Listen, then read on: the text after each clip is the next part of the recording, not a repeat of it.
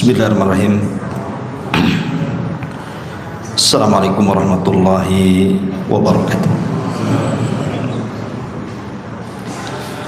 Alhamdulillah wassalatu wassalamu ala rasulillah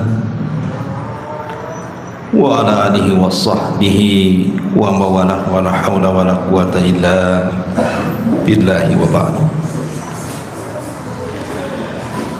Alhamdulillah di malam hari ini kita masih bisa duduk untuk bertolabul ilmi, dan kita masih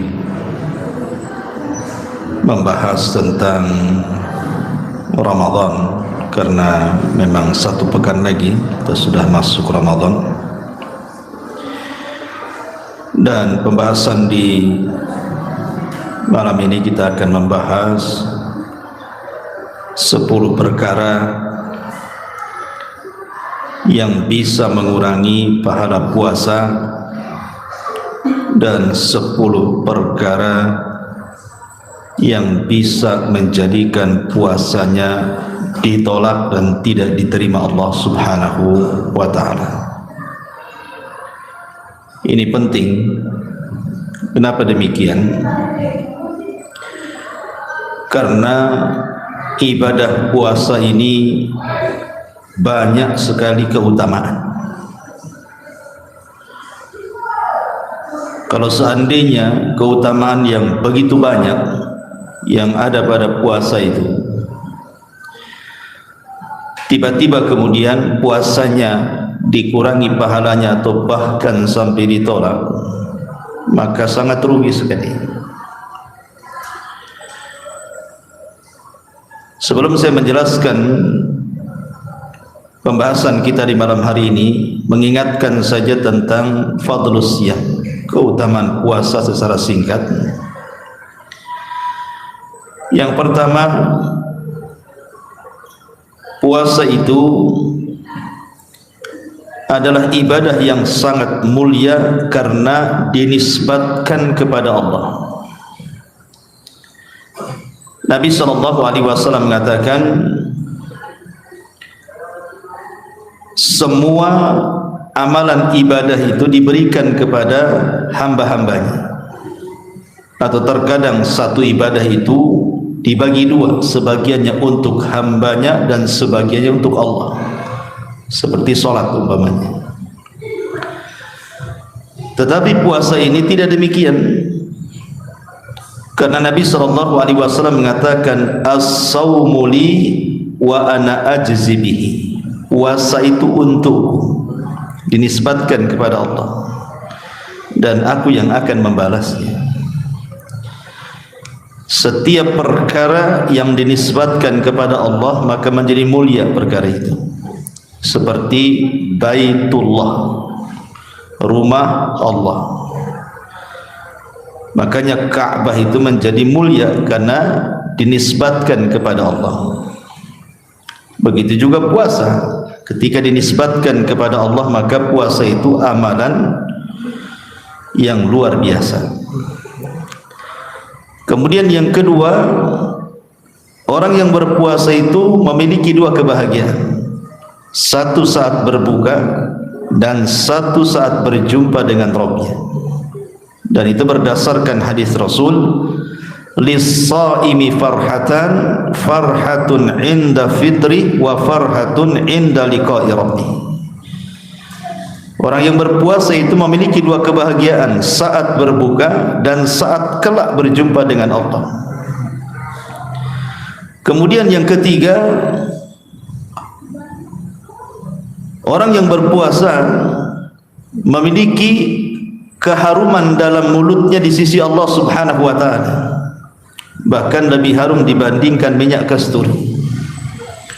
Berdasarkan sabda Nabi SAW, kata Nabi SAW, laluhufu fammis shaim atyab indallahi min rihil misk, bahwa mulutnya orang yang berpuasa di sisi Allah lebih harum dibandingkan minyak kasturi. Yang nomor 4, Allah Subhanahu wa ta'ala siapkan satu pintu sorga khusus bagi orang yang berpuasa, yang disebut dengan Babur Rayyan. sebagaimana sabda Nabi sallallahu alaihi wasallam, inna fil jannati baban yuqalu lahu rayyan yadkhulu minhu as-shaimuna yaumal qiyamah. Di surga itu ada satu pintu yang disebut dengan rayyan, yang khusus orang-orang yang berpuasa saja yang masuk. Kemudian yang nomor 5, satu hari berpuasa kalau diniatkan di jalan Allah Subhanahu wa taala bisa menjauhkan wajah kita 70 tahun perjalanan dari api neraka. Berdasarkan sabda Nabi sallallahu alaihi wasallam, man shama yawman fi sabilillah ba'adallahu wajhahu 'anil nari 70 kharifah. Siapa yang berpuasa satu hari saja di jalan Allah, maka wajahnya akan dijauhkan dari api neraka sejauh 70 musim ataupun 70 tahun perjalanan.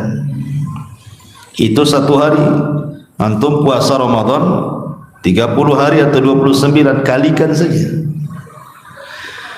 Kemudian juga yang nomor 6, bahwa puasa itu junnah, benteng. Benteng dari kita dengan api neraka. Dan itu berdasarkan hadis Rasul, as-siyamu junnatun minan nar ka junnati ahadikum minal kitab. Puasa itu benteng kita dengan neraka seperti seseorang membentengi diri dengan baju perang atau tameng saat berperang.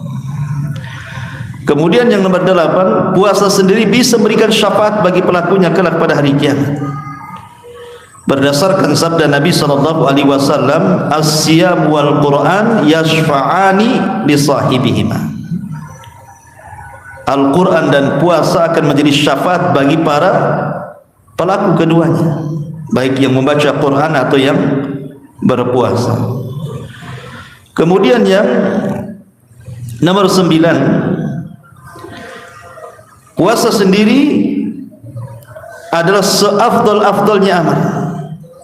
Berdasarkan hadis Nabi sallallahu alaihi wasallam dari Abi Umamah Al-Bahili, ketika dia mengatakan, ya Rasulullah, murni bi amrin yanfa'unillahu bi, perintahkan kepadaku sesuatu yang bermanfaat bagiku di sisi Allah. Maka Rasul mengatakan, alaika bisyam, puasakan. Menunjukkan apa? Amalan yang utama di sisi Allah Subhanahu wa taala. Dan yang nomor 10, puasa ini penyebab orang mendapatkan satu kamar yang indah di surga. Kamar kaca yang nampak dari luar dan juga dalamnya. Dan itu berdasarkan hadis Nabi sallallahu alaihi wasallam, inna fil jannati ghuraf. Di surga itu ada kamar. Yura zuhuruha min butuniha wa butunuha min zuhuriha. Nampak dari luar ke dalam atau dari dalam keluar. Maka seorang Arab Badui berdiri dan mengatakan, ya Rasulullah, untuk siapa kamar-kamar indah di surga itu? Maka Rasul mengatakan, liman atabal karam wa at'amat ta'am wa adamas siyam wa shalla bil laili wan nasu niyam.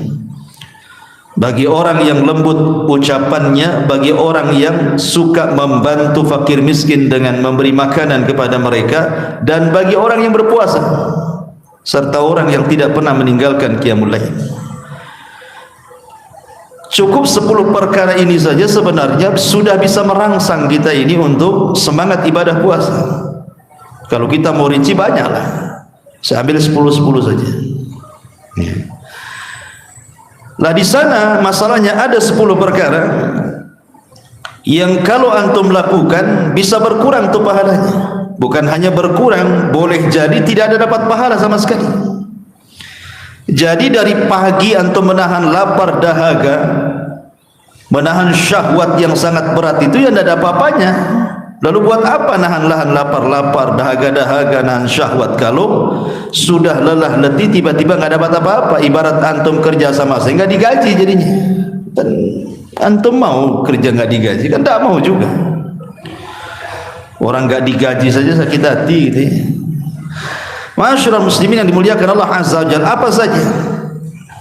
Karena begini ikhwan, terkadang ibadah itu secara hukum sah-sah saja kalau dia mendatangkan rukun dan wajibnya. secara hukum puasanya sah, tidak perlu qadha. Tetapi secara pahala dia nggak dapat pahala. Sama seperti Umar bin Khattab ketika duduk-duduk bersama putranya Ibnu Umar di Arafah. Kemudian melihat ribuan jemaah haji yang datang dari mana-mana. Maka Ibnu Umar mengatakan, alangkah banyaknya orang-orang yang datang untuk haji wahai abi, wahai bapak. Maka Umar bin Khattab radhiyallahu anhu mengatakan, ya, memang yang haji banyak, tetapi yang diterima Allah itu sedikit. Yang haji memang banyak, tapi yang diterima Allah itu tidak banyak. Karena kebanyakan orang-orang haji itu terkadang dari niat saja sudah salah kan gitu. Pengen dipanggil Pak Haji, Bu Haja, macam-macam kan itu. Intinya bahwa boleh jadi sah-sah saja hajinya, tapi pulang nggak ada apa-apa, kan rugi jadinya. Nah, habis modal banyak, jual sawah, jual kebun, jual rumah, nabung bertahun-tahun gitu ya, pengen haji pulang tak dapat apa-apa. Maka dalam puasa pun bisa saja terjadi seperti itu, karena Rasul yang mengatakan rubba shaimin laisa lahul jaza illal ju'i wal atshi. Berapa banyak orang-orang yang berpuasa itu tidak mendapatkan apa-apa kecuali menahan lapar dan dahaga saja, percuma saja puasanya. Lah, kita akan sebutkan apa saja perkara yang menyebabkan berkurang puasa ataupun pahala puasa atau bahkan menghilangkannya. Yang pertama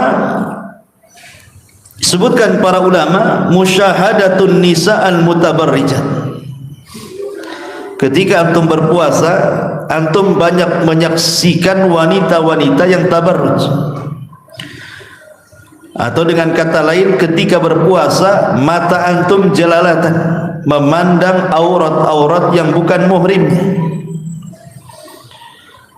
Maka ini juga hati-hati, karena di zaman sekarang kalau orang tidak hati-hati, lebih banyak tinggal di masjid atau mungkin di rumah, lebih banyak keluyuran, maka ini bisa mengurangi argo pahala selama puasa. Karena di tengah-tengah kita ini orang yang menutup aurat tidak lebih banyak daripada orang yang membuka aurat. Di mana coba tempat antum tidak mendapatkan wanita yang betul-betul membuka auratnya? Hampir tidak ada. Di jalan ya ketemu, di pasar ya ketemu, di mall ya ketemu, di tempat pekerjaan antum juga ya ada gitu ya. Apalagi antum jadi manajer, sekretarisnya pula di samping, mungkin stres lah puasanya ya. Jadi akan sulit gitu ya. Makanya kenapa usahakan dalam berpuasa itu ada amalan yang bisa mencegah itu, yang disebut dengan ghaddul basar, menundukkan pandangan. Ya kalau tidak sengaja ya nggak apa-apa, cuman kalau ketulusan jadi apa-apa. Kalau pandangan pertama tak sengaja tidak ada masalah, tapi lekas ditundukkan. Tapi kalau dalam pandangan pertama tidak sengaja tiba-tiba dilama-lamakan, nah itu lain cerita. Nampak tadi tak cantik, diperhatikan, wah cantik juga katanya. Makin pula habis ngeluarin handphone dipoto lagi. Nah, ini masalah lagi. Taib, di dunia nyata tidak bisa dihindarkan, di dunia maya juga sama. Apalagi saya yakin setiap antum tidak mungkin tidak punya handphone, tuh pasti punya handphone. Dan handphone di zaman sekarang nggak sama dengan handphone di zaman dulu kan, handphone jadul yang kalau disentuh pun tidak berubah-berubah. Hampir semua handphonenya kalau disentuh pasti layar sentuh semua. Macam-macam iklan di situ kan. Apalagi hobi kita ini YouTuber, TikToker atau apa lagi. Makin parah kan itu ya. Maka sebaiknya bahasa Jawanya prei lah. Sudah. Ramadan dikurangin nonton handphone itu. Kadang-kadang kita ini godaan dari handphone ini jauh lebih besar dibandingkan dunia nyata. Fitnahnya itu lebih besar ya. Maka ini bisa mengurangi pahala masalahnya. Ini yang pertama. Apalagi Yang melihat aurat saja mengurangi pahala, apalagi wanitanya yang sedang berpuasa sengaja buka aurat. Nah, itu lagi lebih parah lagi. Maka mak-mak ini hati-hati kasih tahu saudaranya yang masih buka aurat gitu. Kemudian yang kedua, ya memang melihat aurat itu tidak batal puasanya, tapi mengurangi pahala masalahnya. Yang kedua, termasuk juga berkhalwat dengan wanita-wanita ajam. Berkhalwat terutama anak-anak muda gitu ya. Anak-anak muda harusnya di bulan Ramadan tuh jauh-jauh gitu ya. Malah kesempatan pula ngabuburit berdua, ini kan masalah ini kan. Nah, ini jelas itu ya, maksiat dan mengurangi juga ibadah pahala puasa. Kemudian yang ketiga, az-zab wasyatmu binasaim. Tidak bisa menjaga lisan sehingga dia mencaci dan memaki. Mencaci dan memaki ini mengurangi pahala puasa. Karena Nabi SAW mengatakan fa idza kana yaumu saumi ahadikum fala yarfath yauma idzin wala yaskhab fa in sabahu ahadun aw qatalahu falyaqul inni imru'un shaim. Kata Nabi SAW, apabila di hari puasa salah seorang di antara kalian, fala yarfuth yauma idzin, ingat jangan mengeluarkan kata-kata kotor. Ya, kata-kata kotor ya menghina, mencaci, memaki, itu kan kata-kata kotor. Itu sudah jelas ada dosanya kan, mengurangi pahala. Seandainya ucapan itu yang keluar tidak mengandung dosa sekalipun, hanya dalam bentuk teriak-teriak saja, itu pun tidak boleh. Makanya Rasul mengatakan wala yaskhab, jangan suka teriak-teriak lagi puasa itu. Jadi kurangi teriak-teriaknya ya. Apa susahnya ngomong dengan volume rendah gitu? Kenapa mesti dikencangkan, uratnya mesti berdiri semua kan itu ya. Teriak-teriak saja tidak boleh dalam puasa itu. Antum pedagang gitu, teriak-teriak gitu. Nah, kurangilah volumenya. Ini saja bisa mengurangi gitu ya saldo pahala puasa. Apalagi sampai mengeluarkan kata-kata yang di dalamnya ada kemaksiatan. Makanya Rasulullah SAW memberikan solusi di sini. Kalau salah seorang di antara kalian sabahu, ada yang mencaci kita, au qatalahu, atau ngajak berantem dengan kita, katakan kepada orang yang mencaci, memaki dan mengajak berantem itu, faqul ini mru'um shaim, saya lagi puasa. Bukan saya tidak mau melayan kamu, tapi saya lagi puasa masalahnya. Malas gitu ya. Jadi sekali lagi jangan dilayan, apakah di dunia nyata atau di dunia maya. Karena sekarang ini perdebatan kadang-kadang di dunia maya yang banyak kan itu. Terutama antum satu di antara sekian netizen yang suka komen. Kadang-kadang di grup gitu ya, antum paling hebat pula di situ. Nggak usah, sudah kurangi komentar saja di Ramadan ini, takut jadi perdebatan kan itu. Karena jangan dilayan, katakan saya lagi puasa. Ya. Kemudian yang keempat, at-talafud bi alfadhin nabiyatin bisababiz zihan. Ulama mengatakan terkadang lafaz-lafaz yang keluar karena sebuah hal yang menjengkelkan, seperti antum di jalan naik motor macet gitu ya, atau naik mobil kok macet kali, kadang-kadang terlontar tuh kalimat-kalimat yang tidak sadar kalimat-kalimat itu mengandung dosa. Ah, sialan ini motor ini lewat kok tak punya mata. Kadang-kadang kan apainlah antum ngomong gitu kan ya, pokoknya ada motor di samping, knalpotnya knalpot racing, bron kan itu ya, keganggu antum ya. Tiba-tiba antum ngomong tak apa ngomongnya kan, oh dasar begini begono kan itu ya. Itu kalau bisa kurangi, justru nikmati saja. Kalau macet nikmati saja, karena lagi puasa masalahnya ya. Kalau di luar Ramadan ya mungkin kita bisa tegur lah. Maka ini juga bisa mengurangi pahala puasa. Kemudian yang nomor 5, al-ghibatu wan namimah. Ini sudah jelas, ghibah dan namimah ini sudah jelas, sudah stop lah. Terutama ibu-ibu yang di atas ya, kalau Ramadan itu stop ghibah, stop namimah. karena walaupun tidak bisa tidak membatalkan puasa tapi ngurangi saldo pahala puasa. Kemudian yang ke-6, al-kalam as-su', ucapan yang buruk. Ucapan yang buruk ya macam-macam, kadang-kadang umpat-umpat orang, ya biasalah di masyarakat gitu ya. Kadang-kadang kalau tidak suka keluar kata-kata binatang, itu kata-kata buruk, itu bisa mengurangi pahala puasa. Makanya kalau puasa itu lebih banyak diam saja lah, tidak usah banyak ngomong.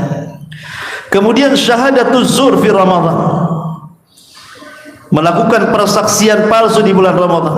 Ketika puasa jadi saksi di pengadilan, dusta pula dia ngomong. Nah, ini juga bisa mengurangi pahala puasa. Ya tidak membatalkan puasa, tapi mengurangi saldo pahala puasa.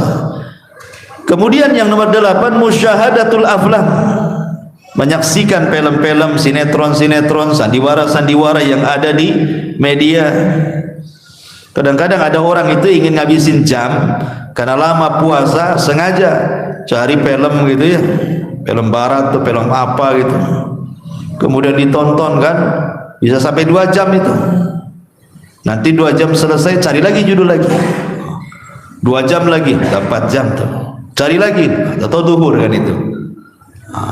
Kadang-kadang nggak sadar ikhwan, harusnya saat berpuasa kan banyak ibadah yang harus dilakukan kan, bisa baca Quran, bisa zikir, bisa macam-macam. Terkadang karena sudah ada handphone ini, entah apa-apa yang dilihat ya. Kemudian juga yang nomor 9, an-naumu naharan was-sahru lailan. Kalau di malam hari dia terbangun, sengaja tidak mau tidur, nggak mau tidurkan, karena siangnya dia pengen tidur lama, biar puasanya tidak terasa gitu. Coba kalau antum habis subuh tidur gitu ya, bangun zuhur, kan masih ngantuk tuh, sholat zuhur tidur lagi, bangun asar kan itu ya. Nanti habis asar bangun kan sebentar aja tuh puasa itu pun langsung ke pasar kaget tuh cari bukaan. Subhanallah, memang tidur itu tidak ada hukumnya ikhwan, tetapi antum menghabiskan waktu dari pagi sampai sore tidur itu, apa aktivitas antum di situ coba? Enggak menambah pahala kan gitu. Masyarul muslimin yang dimuliakan Allah, bahkan melemaskan juga, melemaskan puasa, melemaskan badan saat puasa, bukan makin sehat tidur itu. Nah, ini juga bisa mengurangi saldo pahala ya. Kemudian yang nomor 10 yang terakhir, al-kadhib, dusta. Maka ini yang paling banyak, hati-hati, jangan suka copy paste, share sana sini di grup, apalagi kalau sudah cerita tentang tahun politik nih sekarang nih kan, tahun politik kan macam-macam orang itu komentar, entah iya entah benar, namanya tahun politik. Kadang berita-berita ini tidak jelas, kadang-kadang antum main copy paste share gitu ya, atau antum pula di situ komentatornya. Maka sebaiknya hindari perkara-perkara seperti itu, karena bisa mengurangi pahala puasa. Ini 10 perkara yang disebutkan para ulama bisa mengurangi pahala puasa. Tapi yang lebih parah lagi, ini 10 pahala, 10 dosa yang kalau antum lakukan tidak akan diterima puasanya. Mau jungkir balik antum puasa, nggak akan diterima puasanya. Ini 10 orang. Siapa mereka? Yang pertama, al-musyriku billah, orang yang melakukan kesyirikan kepada Allah Azza wa Jalla. Lagi puasa antum datang ke dukun, lagi puasa kemudian antum percaya sama tangkal, jimat, keleni-keleni gitu, atau datang ke kuburan minta-minta pula di kuburan. Maka orang yang berpuasa kalau dia melakukan kesyirikan, ditolak puasanya, karena syirik itu membatalkan amal. Ini yang pertama. Yang kedua, munafik, amalan orang-orang munafik. Karena Allah Subhanahu wa taala yang mengatakan innal munafiqina fi darkil asfali minan nar. Orang-orang munafik itu diletakkan di intip neraka yang paling dalam.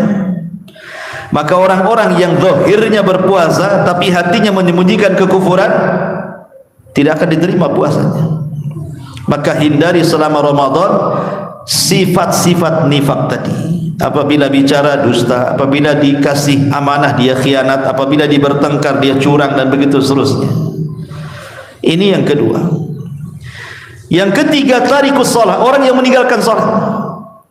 Nabi SAW yang mengatakan, inna awal ma yuhasabu bihil abdu yaumal qiyamah, sesungguhnya yang pertama kali dihisab bagi seorang hamba pada hari kiamat salatuhu, salatnya.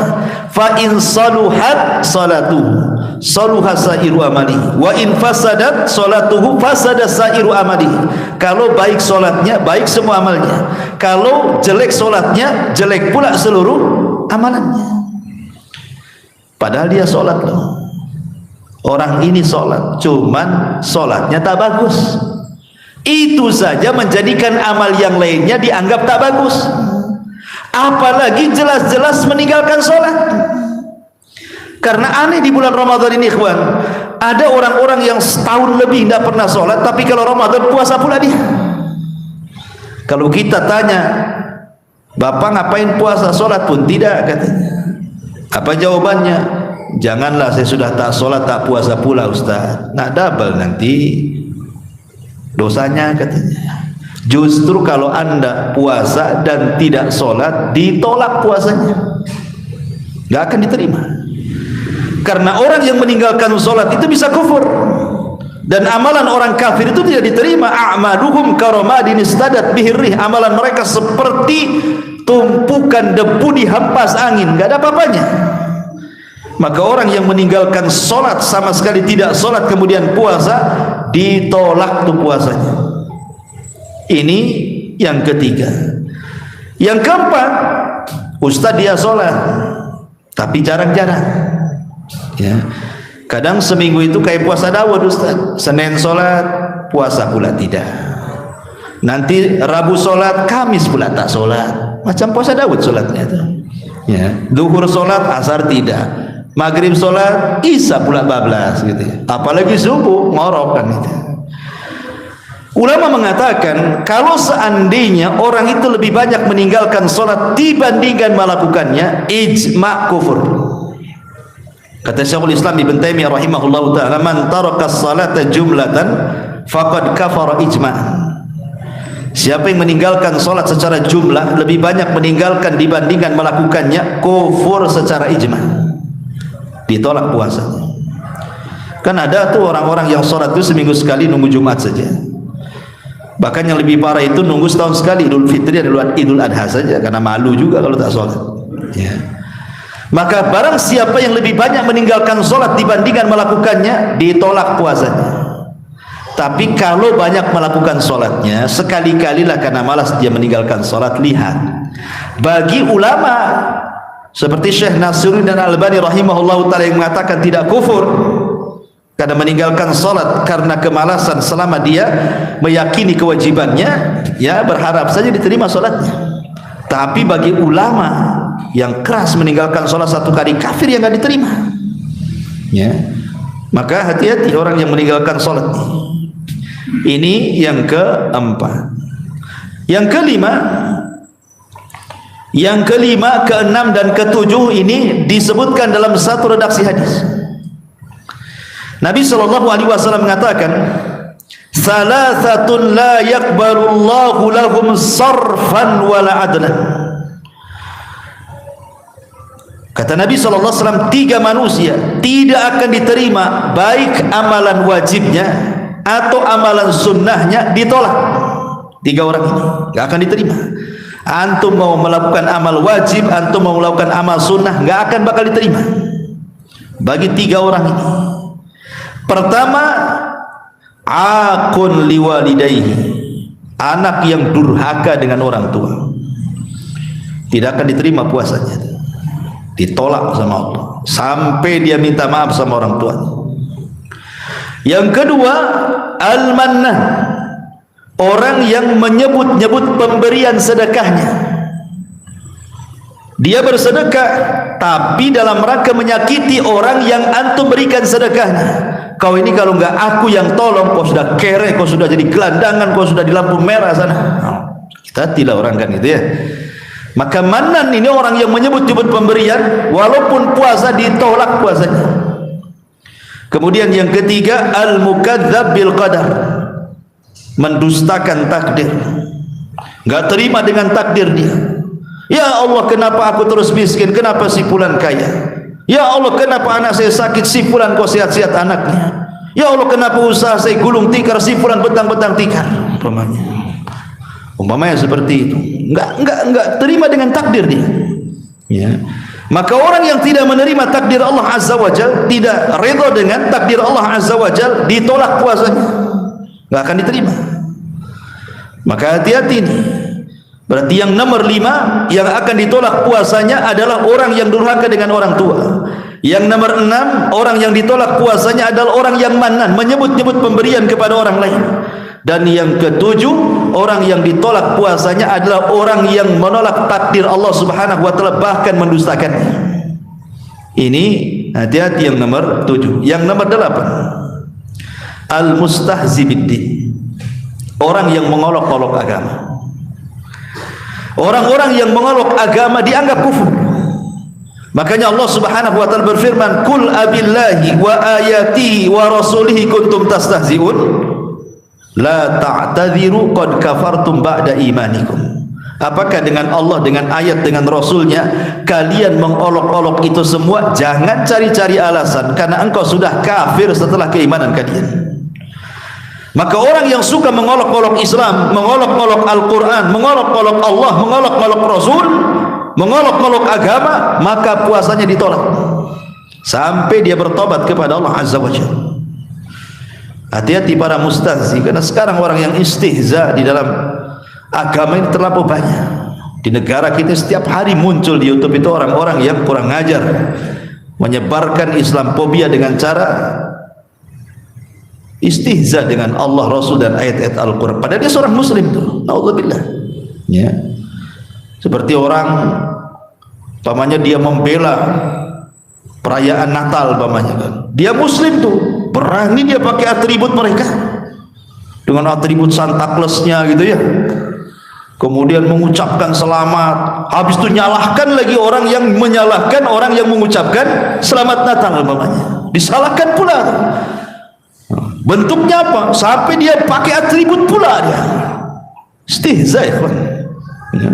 Orang seperti ini ditolak puasanya. Hati-hati, ya. Kemudian yang nomor 9, man ata naqid min nawaqidil Islam, orang-orang yang mereka mendatangkan pembatal-pembatal Islam, ya, pembatal Islam. Ingat, pembatal Islam ini banyak. Pembatal Islam ini banyak. Hati-hati. Siapapun yang mendatangkan pembatal Islam, maka puasanya ditolak. Kenapa? Islamnya saja ditolak, apalagi puasanya.